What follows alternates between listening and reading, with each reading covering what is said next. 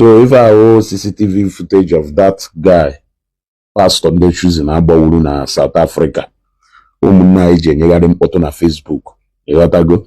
Actually, you watch this CCTV footage, you watch a share, eventually you got something. Yeah? Watch this video. Aka na mma adị aza anụ na adị anụ a na-ekwu na aka na mma adị aza anụ ọbọsọ na aka nwara anwa zoso mma anụ mma besi anụ mma ebekwuo ma aka were emere anụ oge ọna unu yiri akwa chusi na ọdụ unu pụrụ na-eyi bulletproof lee na just now watch video m ga-eji nwa ya na-akọwara gị ya. This needs to record the place. That two guys is coming. Let's one body control. Let your one here. See the two guys are coming. I'm the one that's opening the body now. This guy who shot past me at the back. Yeah, it's at the back, yes. This one shot, but he touched the door of this car. Yeah, see the guy that killed the ndị nọ South ma ihe na-ekwu nke akpụkpọ ụmụ eta ụmụ gaghị awụ igbo Yeah. You notice them. Nekwa ọzọ otu aka efu ha ga-arụ one chance ha ga-arụ one chance for one chance ọ ka ya echi ata azụ na-awa ọchụ onye nke a na-anụ n'isi ebe vidio aka ede ma ọ ka ya echi ata azụ.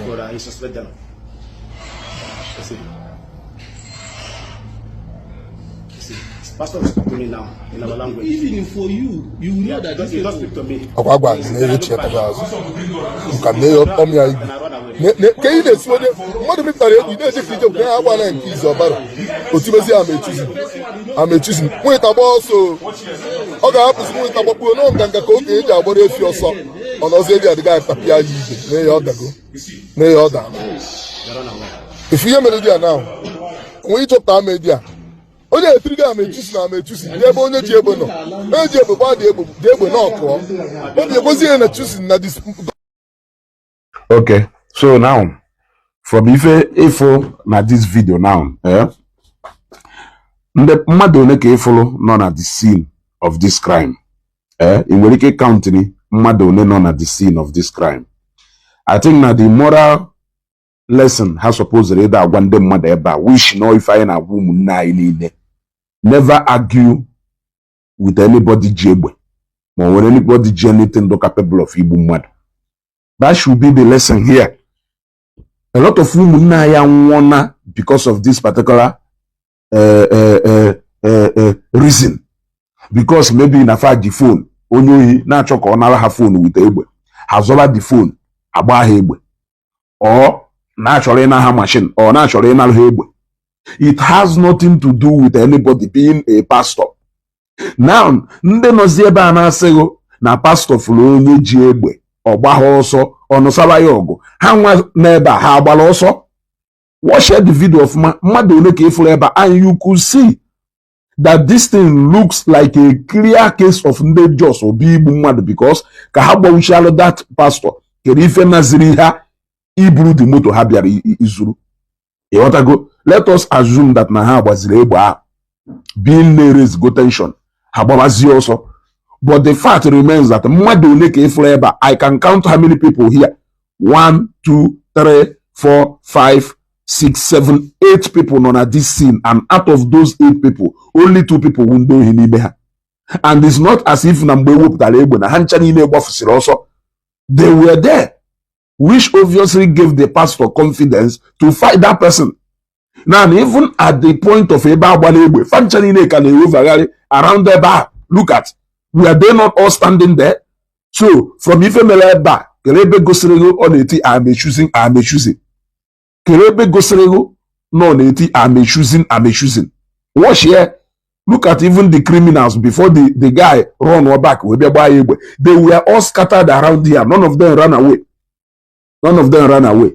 So this is simply a pure case whereby where people refuse to give up their valuables. Hana drag here.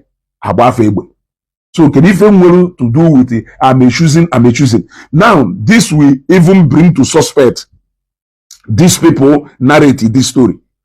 Ndeba known as South Africa need to recall on South African government. At the scene of that crime. Because it seems like now one or two among them do involve in this particular thing. You were there. Even Ngongwa even ngụnwa na ebe ahụ fụ onye ji egbe ka o wepụtara egbe ịgbagha ọsọ. Kedu ife karịwa obi iji wee belivuo na ọrịa onye ahụ na-afight against nga mgbe ahụ nwere ike ịtụ what of mgbe ahụ hapụ onye ahụ bịa tụọ ngụnwa? Kedu ife karịwa obi iji wee nọrọ na the scene of that crime? Or did you see any of them run?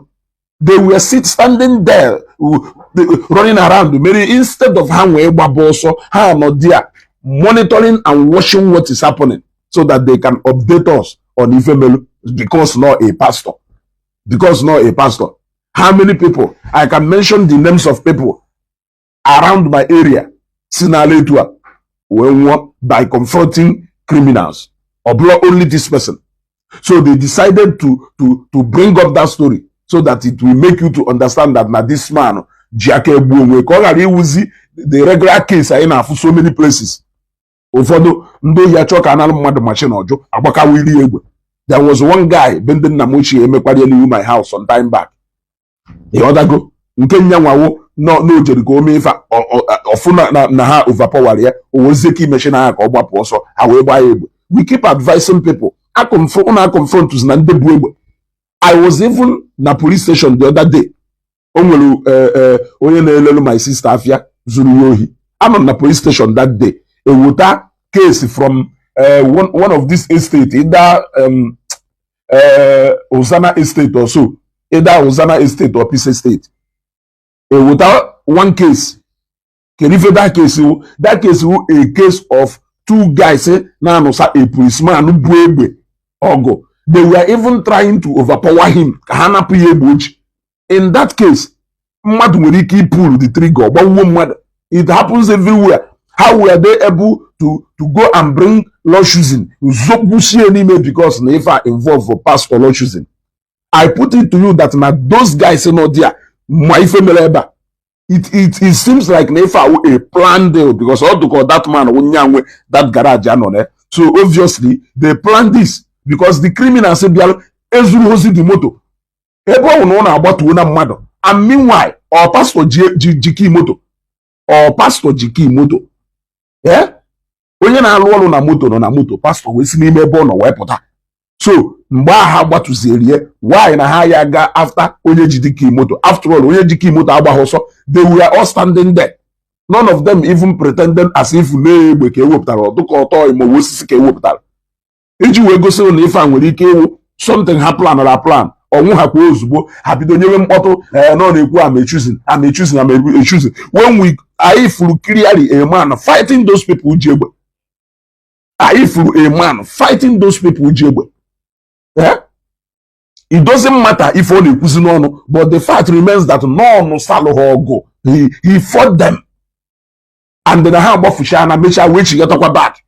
Whether they buy you whether akụkọ ndị niile nọ na garage ahụ ife ahụ wee mee n'idika arịsịa because ụmụnne anyị nọ South Africa had go fond of onye gbuo nwanne ya wee rigolo had go fond of onye gbuo nwanne o wee wuru odogwu so si je enyocha ha chọrọ n'iji opportunity at the guy ji wee zukọlụ moto from garage o zuo the guy ezigbote ohi ha pụta ebe a na-akọ nyanya mpụ tata aka ụnụ fọ ebe mmadụ jere ịlụso onye ji egbe ọgụ onye agba ya egbe. In the case of this one, because not a pastor, had a Potonanya Ration with Benide, Mbundohi, Hanchani Noblundohi, how only flew by move. They would Tarebe, Ebo move, Hanchani in a bar, only by move, Eba he whooped, Hanchani in a bar, only by he whooped a move. Iju we go so for the name had aware of a fire name of Fonia no self, Nana Reti, the CCTV, honor a bar. Honor and I narrated the CCTV and honor there. The pastor was talking to me in our language. Go to honor well. Yeah, una have well about also. Ono baloso gare boso. Ono one there trying to help him. Una na chosi kunu bonya no onye yog. Ono na choku kunu bonya no onye jiebog. Yeah. Ala oka no me na no ono na awe na bayi. Achogi tipu unu. Una chogo iyira akwa na agbagari n'ilo. Only bubazie so many places, even where it is not necessary. The water go, can happen here back. You will watch this video, dissect here. A man is yoku, I don't know if I know. I am food beyond what people are showing us. How would this young man able? Nda bialefa, abia heba, ibia zuleni moto. If I had the reba, we be about this man about. Yes.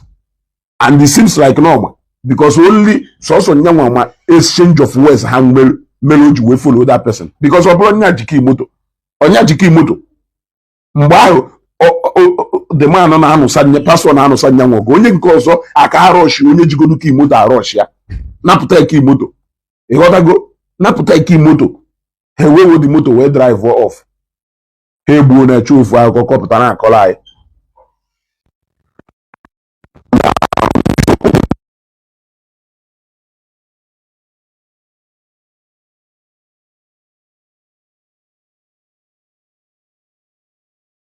bụrụ n'ime ọfịs ka m na-ajụ